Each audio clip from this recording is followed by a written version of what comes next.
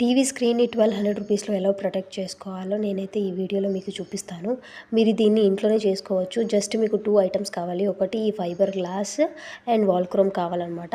Fibre glass నాది 53 ఇంచెస్‌ది just నాకు 1100 rupees పడింది మార్కెట్‌లో. ఇలా స్క్వేర్ షేప్‌లో కట్ చేపించి తీసుకొచ్చాను. ఇక్కడ చూపిస్తున్నట్టు చూడండి వీడియోలో మీకు డీటెయిల్‌గా చెప్తాను. ఇలా ఒక వాల్ క్రోమ్ దొరుకుతుంది. వాల్ క్రోమ్ కూడా మనకు ఒక 100 రూపీస్ లోపల దొరికిపోతుంది. సో నేను అందుకే ఎస్టిమేషన్ 1200 అని చెప్పాను. దీన్ని మనం ఇంట్లోనే చేసుకోవచ్చు. ఇలా ఫైబర్ గ్లాస్ స్క్వేర్ షేప్‌లో అంటే టీవీ ఎంత సైజు ఉందో ఆ సైజులో కట్ చేపించుకొని ఇలా 4 హోల్స్ పెట్టుకోవాలి. ఒకటి కింద, ఇంకొకటి పైన సేమ్ ఎగ్జాక్ట్లీ కింద ఎక్కడ పెడతామో పైన కూడా అలానే పెట్టుకోవాలి. అలా 4 హోల్స్ చేసిన తర్వాత అక్కడ దాంట్లో వాల్ క్రోమ్ అనేది మనం ఫిక్స్ చేసుకోవాలన్నమాట. వాల్ క్రోమ్ ఫిక్స్ చేసుకుని టీవీకి మనం ఈజీగా అటాచ్ చేసుకోవచ్చు. నేనైతే మీకు హోల్స్ క్లియర్గా చూపిస్తాను.